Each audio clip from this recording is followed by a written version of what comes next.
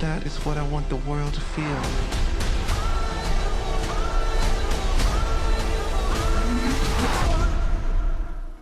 يا مساء الفل أعزائي المشاهدين، وأهلا وسهلا بيكم في أسبوع جديد ومعركة تكسير عظام حقيقية في شباك التذاكر. النهاردة أنا معاكم علشان أرصد لكم أحدث التطورات، مين اللي قدر يتربع على العرش ومين اللي اتفرم وخرج من المنافسة. الأسبوع ده عندنا قنبلة انفجرت في السينمات، ملك البوب مايكل جاكسون راجع يسيطر على العالم من جديد وبأرقام تاريخية. بس في الناحية التانية عندنا موميا مش بس مرعبة، دي قلبت الدنيا بجدل كبير بسبب المناظر المقززة والمط والتطويل اللي خلى الجمهور يخرج عن شعور. هل السيرة الذاتية قدرت تغطي على أفلام الخيال العلمي؟ وليه فيلم سوبر ماريو لسه بيطبع فلوس رغم الهجوم عليه؟ جهزوا قهوتكم المظبوطة واربطوا الأحزمة ويلا بينا نعرف ترتيب أهم 10 أفلام في البوكس أوفيس الأسبوع ده. وهنبدأ قائمتنا بالمركز العاشر مع فيلم الأكشن والجريمة الجديد فيوز. الفيلم لما الأسبوع ده $1,018,000 وحقق إجمالي إيرادات عالمية وصلت ل $2,100,000. الفيلم ميزانيته 45 مليون، يعني بالأرقام دي هو حاليا في العناية المركزة. إنه يحقق الرقم ده بس في أول أسبوع فده مؤشر خطر جدا، وبيرشحه يكون واحد من خسائر السنة لو ملمش نفسه بسرعة. حكاية الفيلم بتبدأ باكتشاف قنبلة من مخلفات الحرب العالمية التانية في لندن، وفي عز الفوضى والإخلاء عصابة ذكية بتقرر تنفذ عملية سطو مسلح مستغلة الكارثة دي. الفيلم واخد تقييم 6.4، النقاد شايفين إنه فيلم دماغ وتشويقه عالي، بس للأسف تاه في وسط الزحمة وما خدش حقه في الدعاية. وفي رأيي الشخصي الفيلم ده مظلوم تسويقيا. لو انت بتحب أفلام السطو والسرقة اللي بتعتمد على التخطيط والتوتر أكتر من الضرب والفرقعة، الفيلم ده هيعجبك جدا. ممكن تستناه لما ينزل في المنصات، بس هو كتجربة فيلم محترم ويستحق المشاهدة. وفي المركز التاسع معانا وافد جديد للأسبوع ده وهو فيلم ماذر ماري. الفيلم حقق في أول أسبوع عرض $1,253,000 علشان يوصل إجمالي إيراداته $1,500,000 تقريبا. الفيلم ميزانيته 20 مليون، وبرغم إن الرقم مش ضخم إلا إن البداية دي تعتبر باردة جدا. الفيلم محتاج زقة قوية من الجمهور في الأسابيع اللي جاية علشان يقدر على الأقل يغطي تكلفته، وإلا هيخرج من القايمة بسرعة البرق. وقصة الفيلم بتدخلنا في كواليس حياة نجمة بوب مشهورة وعلاقتها بمصممة أزياء مبدعة، واللي بتقوم بدور نجمة البوب النجمة آن هاثاوي. وبنشوف الصراعات النفسية والضغط اللي بيواجهوه في عالم الشهرة في إطار دراما موسيقي فيه لمسة إثارة. الفيلم واخد تقييم 5.9، النقاد منقسمين، فيه اللي شايف إن الأداء التمثيلي عبقري، وفيه اللي شايف إن الإيقاع تاه في النص ومعرفش يوصل فكرته بوضوح للجمهور العام، وده يفسر التقييم المتوسط. وفي رأيي الشخصي الفيلم ده ممل جدا وإيقاعه بطيء لدرجة تخليك تفقد حماسك من أول نص ساعة. والأهم من كده إن الفيلم بيطرح أفكار وعلاقات شاذة مثيرة للجدل ومش مناسبة لقيمنا. فلو أنت بتدور على حاجة عائلية أو قصة تقليدية وممتعة، نصيحتي ليك ابعد عن الفيلم ده تماما ووفر وقتك وفلوس تذكرتك لحاجة تانية تستاهل. وفي المركز الثامن معانا فيلم الكوميديا السوداء والإثارة الجديد Over Your Dead Body. الفيلم لم في أول أسبوع عرض ليه $1,425,000 وده نفس إجمالي إيراداته حاليا. الفيلم ميزانيته 15 مليون، افتتاحية هادية بس مقبولة جدا لفيلم من تصنيف الأكشن والكوميديا السوداء. ولو التقييمات العالية دي استمرت الفيلم ممكن يغطي تكلفته ويحقق أرباح كويسة في أسابيع العرض اللي جاية. والفيلم بيتكلم عن زوجين علاقتهم بايظة تماما بيقرروا يروحوا لكوخ معزول علشان يصلحوا علاقتهم، بس الحقيقة إن كل واحد فيهم مخطط يصفي التاني ويقتله في المكان ده. وبتبدأ من هنا حرب القط والفار بس بشكل دموي وكوميدي في نفس الوقت. الفيلم واخد تقييم 7.2، النقاد طايرين بإخراج جورما تاكوني وشايفين إنه قدر يقدم مبارزة ذكية ومضحكة جدا بين الزوجين، والجمهور معجب جدا بنهاية الفيلم اللي ما كانتش متوقعة. وبصراحة الفيلم ده بيديلك جرعة حماس وضحك مش طبيعية. لو انت بتحب نوعية الأفلام اللي فيها خباثة ومواقف غير متوقعة فالفيلم ده معمول علشانك. فكرة انك تشوف زوجين بيحاولوا يقتلوا بعض بذكاء هي فكرة ممتعة جدا على الشاشة، أنصحك تروح تشوفه لو عايز حاجة مختلفة ودمها خفيف. وفي المركز السابع بيستمر معانا للأسبوع الثالث على التوالي فيلم الرومانسية والكوميديا You and Me and Tuscany. الفيلم عمل الأسبوع ده مليون و500 ألف دولار علشان يوصل إجمالي إيراداته ل 20 مليون و450 ألف دولار. الفيلم ميزانيته 18 مليون دولار. الفيلم رسميا عدى مرحلة تغطية التكاليف وبدأ يحقق أرباح. وزي ما عرفنا قبل كده، حكاية الفيلم عن خناق أو منافسة كوميدية بين اتنين غرب اضطروا يشاركوا نفس الفيلا في إيطاليا بسبب غلطة حجز. والرحلة دي بتبدأ بخناقات وبتنتهي بمشاعر تانية خالص وسط طبيعة توسكانا الساحرة. الفيلم لسه محافظ على تقييمه 6.4 من 10. الجمهور شايفه الفيلم المثالي للويك إند اللي مش محتاج تشغيل دماغ. والنقاد معتبرين إن المناظر الطبيعية في إيطاليا هي البطل الحقيقي للفيلم. الخلاصة، الفيلم ده عامل زي حتة الشوكولاتة بعد يوم طويل، خفيف ومبهج ومريح للأعصاب. لو لسه ما رحتش شفته وعايز حاجة تخرجك من ضغط الشغل أو المذاكرة، فالفيلم ده مش هيخذلك. وفي المركز السادس لسه فيلم الأنيميشن والمغامرات هوبرز صامد ومثبت في القايمة للأسبوع الثامن. الفيلم عمل الأسبوع ده مليون و900 ألف دولار علشان يوصل إجمالي إيراداته لرقم مرعب، وهو 370 مليون و156 ألف دولار. الفيلم ميزانيته وصلت ل 150 مليون دولار. بس بالأرقام اللي حققها دي، هو مش بس غطى ميزانيته، ده عمل أرباح خيالية لشركة ديزني وبيكسار. الفيلم بياخدنا في مغامرة خيال علمي مجنونة عن بنت بتنقل عقلها لجسم حيوان آلي علشان تقدر تدخل وسط عالم الحيوانات وتفهم لغتهم وتعيش معاهم مغامراتهم، وكل ده في إطار كوميدي مبهر بصريا. الفيلم واخد تقييم 7.4 من 10. الإشادة كلها رايحة لشركة بيكسار إنها رجعت لروحها القديمة في تقديم قصص فيها مشاعر وابتكار، والجمهور حابب جدا الأداء الصوتي والكوميديا اللي في الفيلم. وفي رأيي الشخصي، لو انت لسه ما رحتش الفيلم ده فايتك كتير. هوبرز مش مجرد فيلم أطفال، ده تجربة بصرية وكوميدية هتستمتع بيها مهما كان سنك. الفيلم ده هو الزتونة الحقيقية للسينما الأنيميشن السنة دي، ولو عايز تضمن خروجة ناجحة مع أهلك وصحابك، الفيلم ده هو الجوكر بتاعك.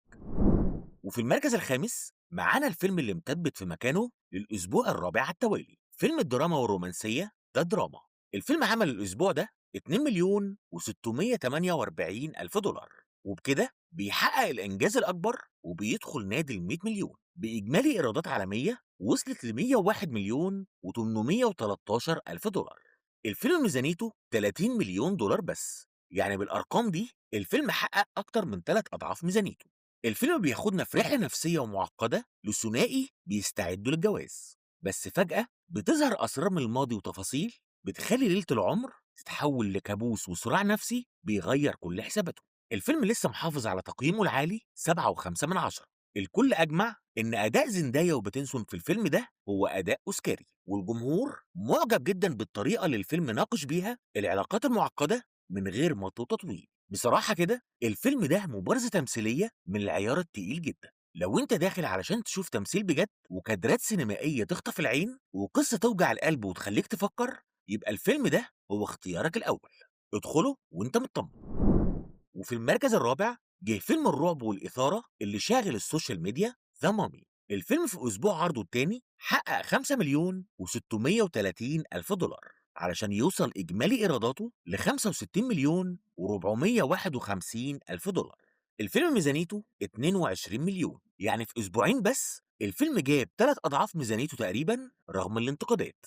المخرج ليه كرونين بياخدنا في رحلة لصحراء مصر، بس المرة دي بموميا مرعبة بتهدد العالم كله بعد ما تم إطلاق سراحها بالغلط. الفيلم حصل على تقييم 6.4 من 10، بس التقييم ده خداع جدا. الحقيقة إن في حالة استياء من الجمهور اللي دخل الفيلم ولقى نفسه قدام عمل مقزز ومقرف بزيادة، ولقى إن الفيلم بيعتمد على مشاهد بتثير الغثيان أكتر ما بتثير الرعب. ده غير إن القصة ضعيفة جدا ومترهلة، والفيلم طويل بشكل ممل خلى الناس تفصل منه في نص العرض. وفي رأيي الشخصي الفيلم ده سقطة كبيرة وما كانش خالص اللي الجمهور مستنيه. لو فاكر إنك داخل تشوف رعب يخليك تطير من مكانك فأنت غلطان. أنت داخل تشوف قرف ومناظر مقززة هتسد نفسك بس، وده من غير أي خوف حقيقي. قصة فاضية ومط وتطويل يزهق وتجربة سينمائية تقيلة على القلب بكل معنى الكلمة. نصيحة أخوية، وفر فلوسك وأعصابك. الفيلم ده لا يمت للرعب بصلة، ده مجرد عرض مقرف وطويل على الفاضي. وفي المركز الثالث لسه معانا الفيلم الأسطوري بروجكت هيل ماري، واللي مكمل معانا للأسبوع السادس وبقوة غريبة. الفيلم حقق الأسبوع ده 13 مليون و208 ألف دولار علشان يكسر كل التوقعات ويوصل إجمالي إيراداته ل 613 مليون و431 ألف دولار. الفيلم ميزانيته 110 مليون، ورغم إنها ميزانية ضخمة إلا إن الإيرادات دلوقتي عدت ال5 أضعاف. إحنا قدام واحد من أنجح أفلام الخيال العلمي في السنين الأخيرة. وقصة الفيلم مقتبسة عن رواية أندي وير لكاتب فيلم ذا ميرشن، وبتحكي عن شخص بيصحى من غيبوبة بيلاقي نفسه وحيد في سفينة فضائية في أعماق الكون، ناسي هو مين وإيه مهمته، بس بيكتشف إن مصير كوكب الأرض كله متعلق بين إيديه، ولازم يشغل دماغه وعلمه علشان ينجو وينقذنا. تقييم الفيلم 8.3، وده تقييم نادر جدا لفيلم تجاري. النقاد بيقولوا إن ريان جوزلينج قدم أداء العمر، والمخرج قدر يوازن بين العلم المعقد والتشويق اللي يخليك قاعد على أعصابك. الفيلم ده هو النموذج المثالي للسينما اللي بتجمع ما بين المتعة والذكاء، وبصراحة كده لو لسه ما رحتش الفيلم ده فانت فايتك حدث سينمائي مش هيتكرر كتير. الفيلم ده بيرجع الهيبة لأفلام الفضاء والخيال العلمي المحترمة، ممتع وملهم وفيه خفة دم رغم خطورة الموقف. ده فيلم التاريخ ويستحق كل جنيه يدفع في تذكرته. روح شوفه فورا لو لسه موجود في السينمات جنبك. أما في المركز الثاني بنلاقي الوحش اللي مسيطر بقوة الأرقام للأسبوع الرابع على التوالي، فيلم ذا سوبر ماريو جالاكسي موفي. الفيلم عمل الأسبوع ده 21 مليون و200 ألف دولار علشان يوصل إجمالي إيراداته ل 831 مليون و474 ألف دولار. الفيلم ميزانيته 110 مليون دولار، وبالإيرادات اللي وصلت لقرب المليار دي هو يعتبر منجم ذهب لشركة نينتندو.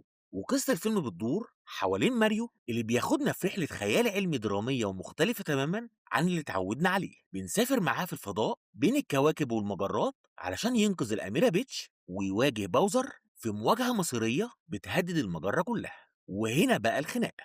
الفيلم واخد تقييم 6.4 رغم نجاحه المادي، إلا إن الجمهور والنقاد مستغربين جدا ليه الفيلم اتحول لدراما وخيال علمي تقيل بدل ما يكون فيلم مبهج للأطفال. الخلاصة إحنا قدام لغز كبير. الفيلم ناجح جدا ماديا بس تايه فنيا. لو أنت داخل علشان تشوف ماريو اللي عارفه من الألعاب ممكن تتصدم من كمية الدراما والجدية اللي في الفيلم. هو تجربة بصرية مذهلة بس القصة غريبة وممكن ما تناسبش الصغيرين ولا تعجب الكبار اللي متعودين على ماريو الكلاسيكي. وفي المركز الأول وبدون أي منافسة بيتربع على العرش الوافد الجديد وفيلم السيرة الذاتية المنتظر مايكل. الفيلم في أول أسبوع عرض ليه عمل افتتاحية تاريخية ب 97 مليون دولار في أمريكا بس، وبإجمالي إيرادات عالمية وصلت ل 217 مليون و365 ألف دولار في أول كام يوم. الفيلم ميزانيته ضخمة جدا وصلت ل 155 مليون دولار، بس بالأرقام اللي حققها في أول أسبوع الفيلم مش بس في طريقه لتغطية تكاليفه، ده بيستعد لكسر أرقام قياسية لأفلام السيرة الذاتية الموسيقية. الفيلم بياخدنا في رحلة طويلة ومعقدة بتبدأ من طفولة مايكل مع جاكسون 5 وصعوده الصاروخي، وبيركز على الجوانب الإنسانية والعبقرية الموسيقية وكمان الصراعات والأزمات اللي عاشها في حياته تحت أضواء الشهرة، وكل ده بمشاركة جعفر جاكسون ابن أخوه اللي قايم بالدور. الفيلم حصل على تقييم 7.7. الإشادة كلها رايحة لجعفر جاكسون اللي عمل أداء مرعب، والنقاد شايفين إن الفيلم قدر يوازن ما بين الاستعراضات المبهرة والدراما النفسية العميقة، وبرغم إن فيه جدل كالعادة حوالين تناول بعض جوانب حياته الشخصية. الخلاصة إحنا قدام تحفة فنية وبصرية. الاستعراضات هتخلي جسمك يقشعر، والدراما هتخليك تشوف مايكل الإنسان لأول مرة. ده يعتبر من أهم أفلام 2026 لحد دلوقتي، وروح شوفه في أكبر شاشة ممكنة لأن الصوت والصورة في الفيلم ده في حتة تانية خالص. وبكده يا وحوش نكون رصدنا سوا خريطة شباك التذاكر للأسبوع ده. شفنا ملك البوب وهو بيكتسح، وشفنا الموميا وهي بتعك، وماريو اللي لسه محيرنا معاه. يا ترى شايفين مين من الأفلام دي يستاهل المركز الأول فعلا؟ وهل مايكل هيقدر يكمل السيطرة دي للأسبوع الجاي ولا في مفاجأة تانية مستنيانا؟ وعايز أعرف رأيكم بصراحة. لو شفتوا فيلم الموميا الجديد هل حسيتوا فعلا بالقرف والملل اللي الكل بيتكلم عنه ولا ليكم رأي تاني؟ يا ريت تكتبوا لي توقعاتكم وآراءكم في التعليقات تحت، وطبعا ما تنسوش اللايك المتين والاشتراك في القناة وتفعيل الجرس علشان تكونوا أول ناس تعرفوا زتونة البوكس أوفيس كل أسبوع. وأشوفكم على خير إن شاء الله الفيديو الجاي.